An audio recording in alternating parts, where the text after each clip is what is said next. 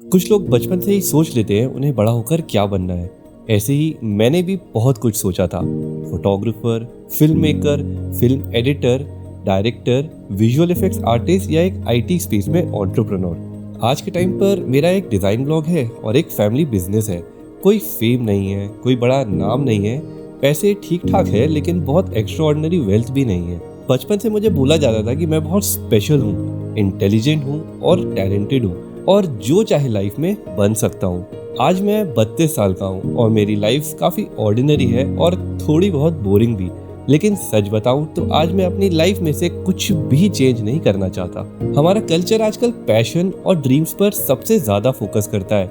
Extraordinary बनो, कुछ बड़ा अचीव करो और दुनिया को इम्प्रेस करो।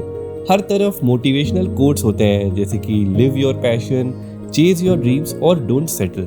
मैंने अपनी लाइफ का एक बड़ा हिस्सा चीज़ों को चाहने में निकाला है। Material things, relationships, experiences. कभी वो मिले, कभी नहीं, और जब मिले भी तो वो खुशी सिर्फ कुछ समय के लिए ही रहती थी। फिर मैं कुछ और ढूंढने लगता था जो मुझे खुश करे। इसके साथ ही मेरे अंदर एक ईगो भी था, स्पेशल बनने का। मुझे सब कहते थे कि मैं टैलेंटेड हूँ, तो मुझे लगता था कि मैं एक बहुत ही सक्सेसफुल लाइफ डिजर्व करता हूँ। पर लाइफ के कुछ अलग ही प्लान्स थे। स्कूल टाइम से ही मेरा इंटरेस्ट विजुअल इफेक्ट्स और वीडियो एडिटिंग पर था।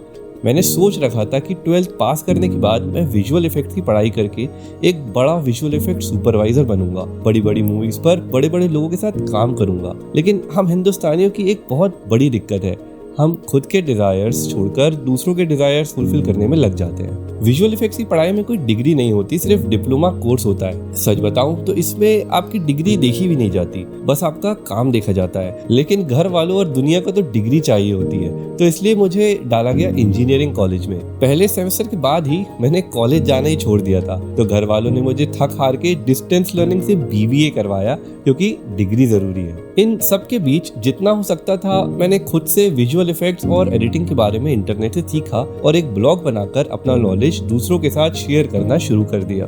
देखते ही देखते मेरा ब्लॉग काफी अच्छा चलने लगा, अच्छे खासे पैसे कमाए, अपने इंटरेस्ट के काफी लोगों से मिला और एडोबी जैसी बड़ी कंपनियों के साथ पार्टनरशिप करके काफी कुछ सीखा और एक्सपीरियंस किया। आज 12 साल बाद जब मैं इन सब चीजों के बारे में सोचता हूँ तो मुझे लगता है कि अगर उस समय मुझे सब कुछ मिल जाता तो शायद मैं ये नहीं समझ पाता कि असली जॉय एक्सेप्टेंस और सरेंडर से मिलता है, ना कि डिजायर्स के पीछे भागने से। आज मेरे पास एम्बिशन नहीं है, बहुत बड़े बड़े गोल्स नहीं है और कोई 5 या 10 साल का प्लान भी नहीं है। लेकिन मुझे इतना पता है कि मेरा सोर्स ऑफ हैप्पीनेस सिर्फ और सिर्फ मेरे अंदर है और लाइफ के कोई भी सर्कमस्टांसेस मेरी खुशी मुझसे छीन नहीं सकते। मेरा मतलब इसी से है जब मैं एक्सेप्टेंस और सरेंडर की बात करता हूँ। हमें इस फैक्ट को एक्सेप्ट करना चाहिए कि जो भी हमें लाइफ में चाहिए उसका आउटकम हम कंट्रोल नहीं कर सकते, और अगर कंट्रोल कर सकते तो भी हम ये नहीं जान पाते कि हमारे लिए वो चीज़ बेस्ट है या नहीं।